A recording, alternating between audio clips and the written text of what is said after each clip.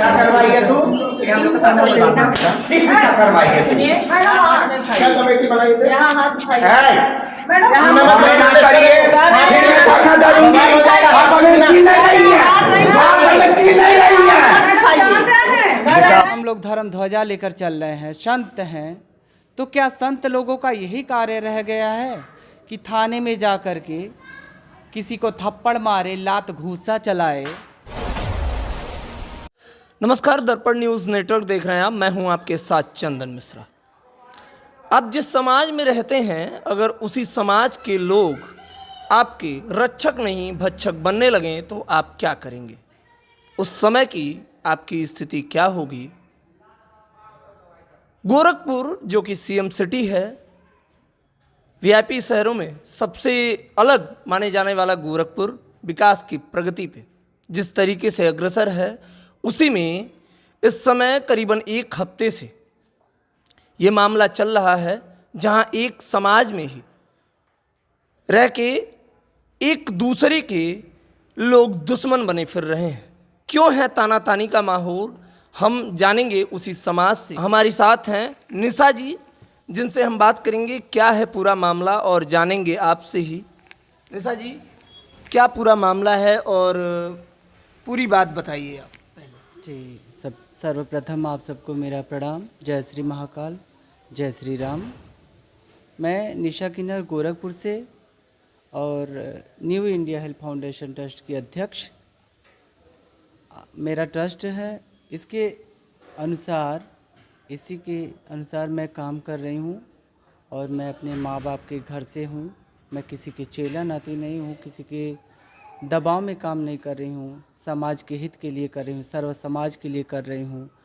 आज जिस तरीके से माहौल बना है, ख़राब किए हैं लोग, कहीं ना कहीं दिखता है लोगों को मेरा काम पसंद नहीं आ रहा है, चूँकि उनको बड़ा पद है और जो काम के लिए मैं आगे बढ़ी हूँ वो पहले भी वो कर सकते थे। लेकिन जब कोई काम के लिए, सब काम के लिए ट्रांसजेंडर तो बहुत पिछड़ा रहता है। इस काम के लिए अगर कोई आगे बढ़ रहा है तो उसको क्यों रोका जा रहा है? चूँकि उत्तर प्रदेश किन्नर कल्याण बोर्ड की सदस्य हैं कनकेश्वरी नंदगिरी जी और महामंडलेश्वर भी हैं, हमारे पीपीगंज में रहती हैं। हमारे जन्म स्थान ग्राम सभा से 12 किलोमीटर दूर है और हमारे गोरखपुर से 15-16 किलोमीटर पड़ता है। तो मैं ट्रांसजेंडर के लिए काम कर रही हूँ, सर्व समाज के लिए काम कर रही हूँ। तो ट्रांसजेंडर बहुत पिछड़ा है, पिछड़ा होने की वजह से ये सब अगर कोई नहीं कार्य कर रहा है तो मैं सोची कि क्यों ना ट्रांसजेंडर को आगे बढ़ाया जाए पहले। तो तमाम कार्य करते करते जो 10 मार्च होता है, 10 मार्च को नगर निगम द्वारा पिंक टॉयलेट मिलता है, जिसमें ट्रांसजेंडर के लिए भी मैं मांग रखी थी। वहाँ पे उत्तर प्रदेश में सर्वप्रथम और अपने गोरखपुर में सर्वप्रथम वो जगह मिलता है जहाँ किन्नर को कभी नहीं कुछ मिला था, कोई नहीं आगे बढ़ा था। वो मैं मांग रखी थी अधिकारियों से। अधिकारी बोले मैडम आपके रहने पे वो ओपनिंग होगा और वहाँ पे मुझे बुलाया जाता है, अधिकारी भी मौजूद रहते हैं, महिलाएं भी रहती हैं और हम लोग अच्छे से पूजन करते हैं, रिबन काटते हैं और ओपनिंग हो जाता है।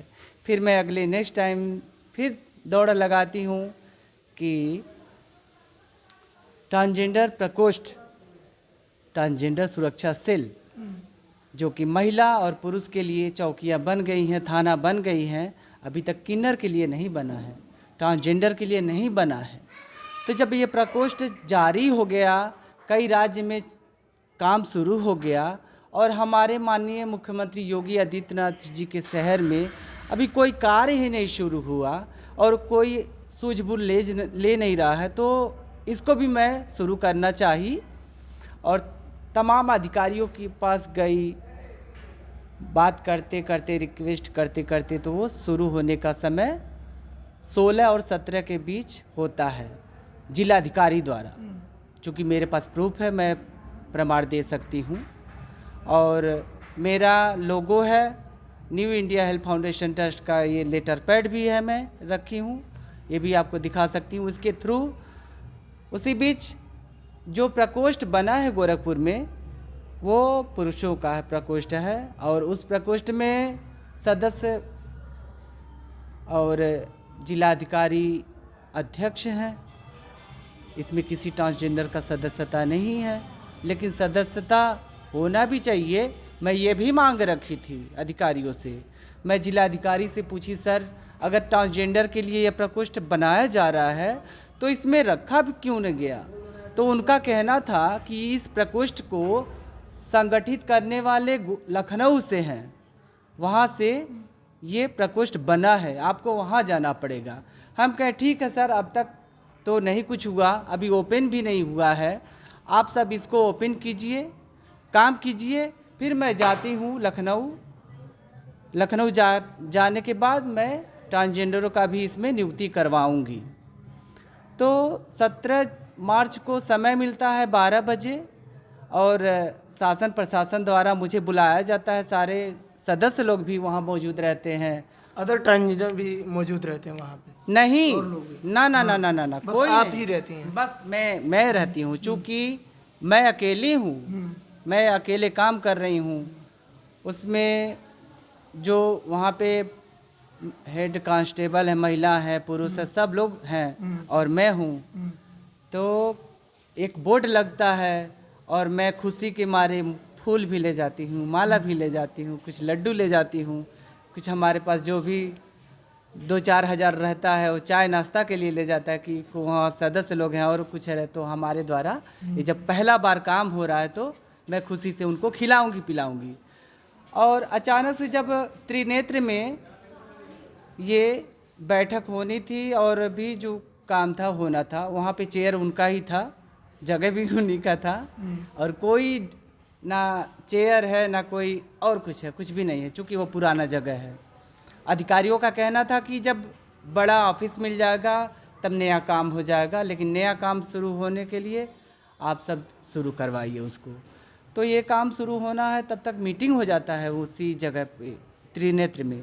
12 बजे से मैं वेट करने लगी, 2 घंटे का समय मिलता है कि मैडम आप प्लीज़ थोड़ा सा वेट कर लिया जाए, क्योंकि बाहर बारिश भी हो रहा है और अंदर अचानक से मीटिंग हो गया। हम कहें हो सकता है मीटिंग हो गई होगी, तो मैं वेट कर रही हूँ। तब तक 1:30 बजता है।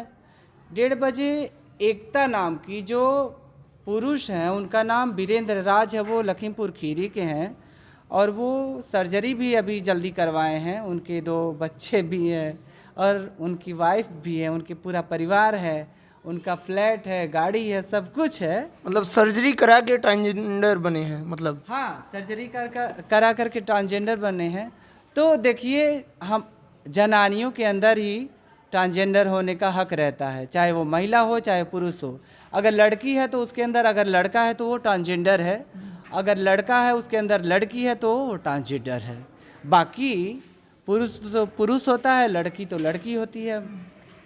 तो इसी बीच वो आ जाती हैं और अचानक से अधिकारियों से पूछती हैं कि ये क्या हो रहा है यहाँ पे, ये सब प्रकोष्ठ का, ट्रांसजेंडर प्रकोष्ठ का बोर्ड लगा, ये सब क्या हो रहा है सर। तो सर बोलते हैं कि यहाँ पे आप क्या करने आई हैं, क्या काम है आपका, कौन बुलाया है आपको। तो वो कह रही हैं कि हमें कोई बुलाया नहीं है, पर मुझे सूचना मिली है और मैं आई हूँ भाग के यहाँ देखने की कार्यक्रम क्या हो रहा है। तो अधिकारी पूछते हैं अच्छा ये बताइए आप क्या हैं, कौन हैं। तो वो कहती हैं कि मैं जिला अधिकारी किन्नर कल्याण बोर्ड की सदस्य, जिला के किन्नर कल्याण बोर्ड की सदस्य हूँ और मेरी गुरु कनकेश्वरी नंदगिरी जो कि महामंडलेश्वर है, वो उत्तर प्रदेश की किन्नर कल्याण बोर्ड की सदस्य हैं। अब हम सबको नहीं बुलाया गया, ये बहुत विचित्र बात है, बहुत बेकार बात है। तो अधिकारी कह रहे हैं कि इस प्रकोष्ठ को शुरू करने के लिए कोई बहुत बड़े लोगों की ज़रूरत नहीं है और चूँकि जगह छोटा है, यहाँ ना मेज़ है, ना कुर्सी है, ना कोई ओपनिंग है। तो अचानक से अपने गुरु को फ़ोन करती हैं, 10 मिनट के अंदर उनकी गुरु आ जाती हैं, गुरु के साथ उनके चेले भी कई आते हैं और मैं गुरु को प्रणाम करती हूँ, क्योंकि आपके भी गुरु लगेंगी, हमारी भी गुरु लगेंगी, सबकी गुरु लगेंगी, क्योंकि उनको पद महामंडलेश्वर का है ना, संत का पद है। इसलिए मैं प्रणाम करती हूँ और उनके साथ आए चेलों का भी मैं वेलकम करती हूँ, नमस्ते करती हूँ। तब तक उनके एक चेला उतरते हैं गाड़ी से, तुरंत मेरे ऊपर झपट पड़ते हैं, कहते हैं कि साले मतलब अभद्र गालियाँ देते हैं। अभद्र गालियाँ देते हैं और कहते हैं कि तुम नकली हो और तुम यहाँ गोरखपुर में क्या कर रहे हो हमारे गुरु के पूछे बिना। तो हम कहते हैं कि हम किसके दबाव में हैं, क्यों पूछें। मैं भारतीय नागरिक हूँ, एक स्वतंत्र नागरिक होने के नाते मैं सामाजिक कार्य करने के लिए हर क्षेत्र में स्वतंत्र हूँ। निशा जी, यहाँ सवाल ये उठता है कि आपने अभी बात कही कि ट्रांसजेंडरों के लिए आपने कदम उठाया, पिंक टॉयलेट की मांग की और व्यवस्थाओं की मांग की, तो आप जिस समाज के लिए चल रही हैं उस समाज से क्या आपको राय लेना चाहिए था? क्या उनका एक ग्रुप कहें तो एक ग्रुप के साथ ये काम करना चाहिए था, तो क्या पता ये विवाद ना होता। देखिए मेरे अभी जैसा बताई हैं कि मैं अकेली थी जी, अकेली तो मैं हूँ, लेकिन जब हमारा समाज पिछड़ा है और इतने बड़े बड़े पद लेकर के सब बैठे हैं, घूम रहे हैं, कोई फिक्र नहीं है, हर क्षेत्र में चालू हो गया। हमारे गोरखपुर में उत्तर प्रदेश जो है, उत्तर प्रदेश में गोरखपुर सबसे मान्य रखता है, क्योंकि ये सीएम का सिटी है, योगी आदित्यनाथ जी का। तो इसमें नहीं अगर कार्य होता है तो कहाँ का मान्य रहेगा। नहीं, बात यहाँ कार्य की नहीं है, कार्य करवा रही हैं आप, वो सही है, ठीक है, आपने मांग की वो भी सही है। लेकिन मेरा प्रश्न ये था कि जैसे घर में अगर 10 लोग हैं और एक व्यक्ति कोई कार्य कर रहा है तो बाकी 9 लोगों से वो पूछेगा ना, या उनकी सहमति लेगा कि नहीं। सही बात है। सहमति तो आपने सहमति लिया था, अन्य लोगों से ये बात बताई थी। देखिए मैं ये कहना चाहूँगी कि मैं स्वतंत्र हूँ, मैं किसी के घर की नहीं हूँ, मैं अपने माँ बाप के घर की हूँ। माँ बाप ने मुझे पाला पोसा बड़ा किया, पढ़ाया लिखाया, मैं अपने माँ बाप का मान सम्मान कर रही हूँ, उनके कहे अनुसार मैं चल रही हूँ और मैं किसी के दबाव में नहीं, किसी से पूछ के नहीं काम करूँगी। हाँ, मैं मानती कि अगर कोई गुरु मुझे चेला अपना बनाता, अपने घर का बनाता, मुझे पढ़ाता लिखाता, मुझे पालता पोसता, तो मेरा हक होता कि मैं पूछती उनसे, आदेश लेती, तो मैं कदम उठाती। तो अब वो बात तो रुक गई।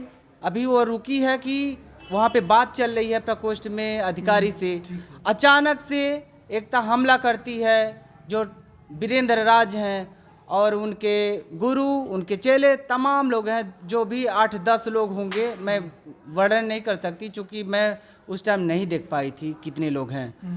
तो सब लोग अचानक से मेरे ऊपर हमला कर देते। मैं महिला थाना में जाती हूँ, मैं अचानक से कहती हूँ कि मुझे जल्दी बचाइए प्लीज़, मेरे ऊपर अटैक किए हैं, ये लोग दौड़ा रहे हैं, पता नहीं क्या इन लोग को हो गया। तब तक वो सब महिला थाने में हेड कांस्टेबल रहती हैं, वो सब बचाती हैं मुझे और रोकती हैं उन लोगों को, लेकिन फिर भी उनकी गुरु नहीं रोकती हैं। वो कहती हैं कि ये ट्रांसजेंडर का मैटर है, तुम जानती हो मैं कौन हूँ। तब तक मुझे पकड़ लेती हैं, मुझे पकड़ के तमाचा से जोर से मारती है, मैं झन्ना जाती हूँ। तब तक मेरा बाल पकड़ के खींचती हैं, लात घूसा चलने लगता है। आप सब वीडियो देखे होंगे, अगर नहीं देखे होंगे तो मैं वीडियो आप सबको दे सकती हूँ। तो और एक बात और मैं कहना चाहूँगी कि ये 19 जनवरी को मैं नगर निगम में 5 किलोमीटर गोरखपुर में उत्तर प्रदेश में सबसे पहले ये मैराथन दौड़ी थी और जिसमें मुझे नगर निगम द्वारा ये मुझे सम्मान मिला है। 5वें नंबर पे आती हूँ तो वहाँ के अधिकारी मुझे खुश होकर के मुझे 4थे नंबर पे सम्मान देते हैं। ये रहा मेरा मेडल, मुझे गर्व होता है और मुझे इससे एनर्जी मिलती है। मैं जब इसको सोचती हूँ, देखती हूँ, तो मुझे वो हौसला मिलता है कि मैं कितनी भी थकी रहती हूँ फिर भी मुझे एनर्जी आता है।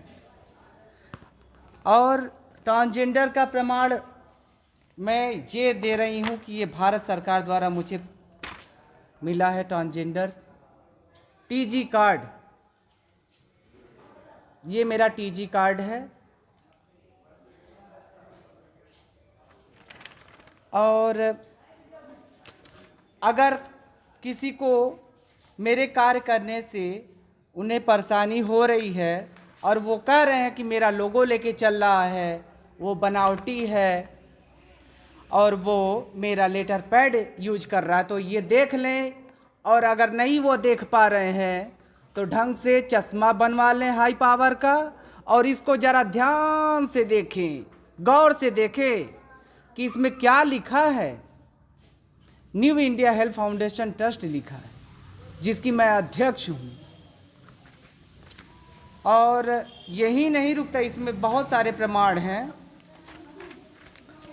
और रही बात मैं अपने काम की, तो मैं काम भी करती हूँ। ये सृष्टि सेवा संस्थान है जिसका आई कार्ड है, इससे मुझे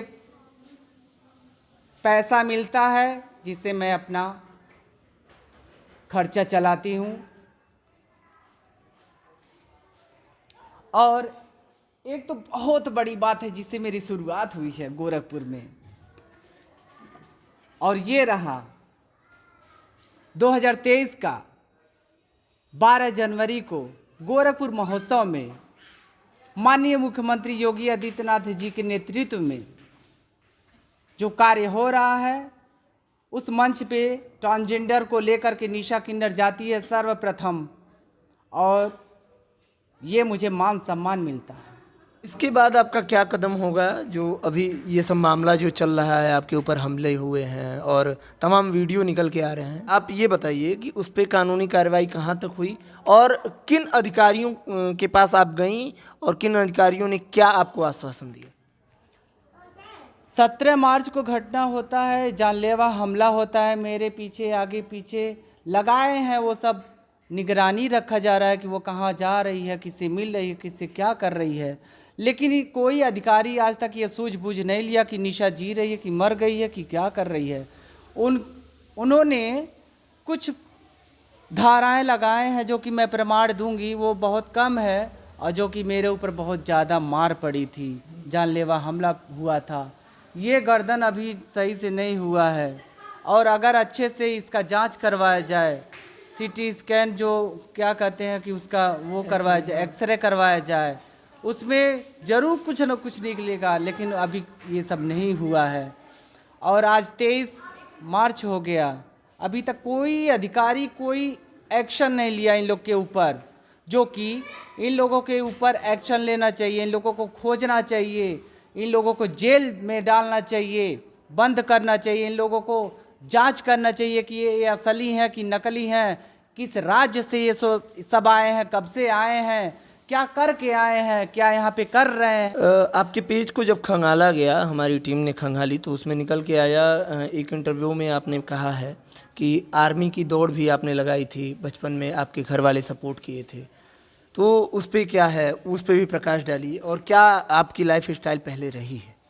अब लाइफ स्टाइल देखिए तो मेरे माँ बाप इतना सपोर्ट करते थे कि मेरा बेटा आर्मी में जाएगा, मेरे भैया हैं वो भी कहते थे कि मेरा भाई है आर्मी में जाएगा, और मैं रेस लगा रही हूँ, रेस कर रही हूँ। मुझे नहीं पता कि मैं क्या कर रही हूँ, लेकिन मुझे ये पता है कि मैं रेसरल बन रही हूँ। और 2004 में मेरे भाई लेके आते हैं यहाँ कूड़ा घाट में, छोटी छावनी है, वहाँ पे दौड़ होता है, आर्मी का रेस लगाने लगती हूँ। 250-300 बच्चे होते हैं, बहुत पहलवान, उसमें जाती हूँ। मैं सबसे फर्स्ट टाइम में गोरखपुर आई थी, और वहाँ पे जाती हूँ, जो भी प्रक्रिया होता है हो जाता है। और सुबह में मॉर्निंग के समय में 7:30 बजे नंबर आता है, मैं दौड़ती हूँ। 4 नंबर का वो रहता है, 4 राउंड का होता है, मैं तीसरे राउंड में गिर जाती हूँ, और मुझे कोई हौसला देता है कि तुम उठ जाओ बेटा, दौड़ो। मैं दौड़ती हूँ, मैं तीसरे नंबर पे आ जाती हूँ, आर्मी का रेस निकालती हूँ। फिर मेडिकल जांच होता है और तमाम चीज़ होता है, उसमें मेडिकल में मैं कट जाती हूँ, चूँकि मैं नपुंसक। आगे का क्या प्लान है? जैसा कि आपने अभी बताया कि आर्मी का दौड़ भी निकाली, नगर निगम में मैराथन में गई, तो आगे का क्या प्लान है? ऐसा कुछ है प्लान कि एक अलग पहचान बनाना है दौड़ के और समाज को कुछ अलग दिखाना है? ज़िंदगी तो भाग दौड़ की होती है, लेकिन मैं अपने ज़िंदगी में सोची थी कि मैं बहुत अच्छा काम करूंगी अपने लाइफ में और मेरे माँ बाप का नाम रोशन हो। और इसी बीच मैं सोची थी कि मैं दौड़ूंगी, मैं इंडिया में दौड़ूंगी, जहाँ पे बहुत बड़े लेवल पे मैराथन दौड़ होता है और भी कोई भाग होता है, उसमें मैं दौड़ूंगी। लेकिन यहाँ पे आज जो सिचुएशन हुआ है, इतने बड़े बड़े लोग दबाव डाल रहे हैं ताकि इनका मनोबल गिर जाए और ये आगे ना बढ़ पाएँ। मैं सोचती हूँ कि एक अच्छा ऐसा काम किया जाए जो हमारे ट्रांसजेंडर समाज का नाम हो, और मैं अपने पैरों से पूरे इंडिया को नापना चाह रही थी, लेकिन ऐसे ऐसे लोग मनोबल गिरा दे रहे हैं।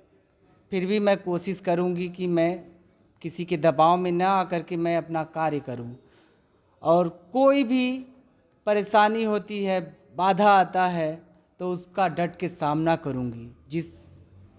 जो सामना है आज मैं झेल रही हूँ, यही मेरा रण है, रणभूमि में हूँ, लड़ाई चल रही है। इन सारी बाधाओं के बाद कहें तो इसके बाद आपका क्या होगा कि आगे क्या प्लान कर रहे हो कि कैसे शासन प्रशासन से क्या गुहार लगाएंगे आप और अपनी बातों को कैसे रखेंगे? शासन प्रशासन से मेरा यही मांग है कि अब ये जो था ये तो सबक बन गया, लेकिन नेक्स्ट टाइम आने वाले समय किसी के भी साथ, कोई भाई हो, बहन हो, या हमारा कोई समाज हो, या कोई भी हो, उसके साथ ऐसा घटना ना घटे, निंदनीय अपराध ना हो, जानलेवा हमला ना हो, और सामाजिक क्षेत्र में वो कार्य कर रहे हों, इनके लिए हमें हौसला देना चाहिए, ना कि उनका हौसला दबाया जाए। जिस तरीके से कनकेश्वरी नंदगिरी जी बाबा बन रहे हैं अपने आप को, और धर्म का प्रचार धर्म ध्वजा लेकर के चल रहे हैं, वो उनका कहना कि हम लोग धर्म ध्वजा लेकर चल रहे हैं, संत हैं, तो क्या संत लोगों का यही कार्य रह गया है कि थाने में जा कर के किसी को थप्पड़ मारे, लात घूंसा चलाए और वहाँ पे कानून सिखाए? जो दिन रात कार्य कर रहे हैं, कानून का सेवा कर रहे हैं, समाज का वहाँ पे वो मंदिर है जहाँ पे हमें न्याय मिलता है, न्याय के मंदिर में जाकर के ऐसे संत अपना धर्म ध्वजा लहरा रहे हैं।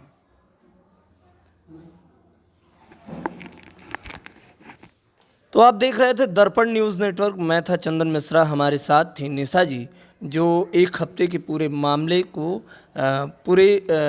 को उन्होंने अपने मुंह से बताया है कि किस तरीके से उनके ऊपर हमला हुआ, किस तरीके से एक समाज में रहने वाले लोग एक दूसरे के शत्रु बन जाते हैं, एक दूसरे के प्रतिद्वंदी बन जाते हैं। एक तरीके से इनका कहना, आरोप ये भी था कि जो लोग अच्छे रसूख वाले होते हैं, अच्छे पैसे वाले होते हैं, वो भी इस तरीके से अगर हरकत करते हैं उसी समाज के लोगों के ऊपर, तो काफ़ी निंदनीय है।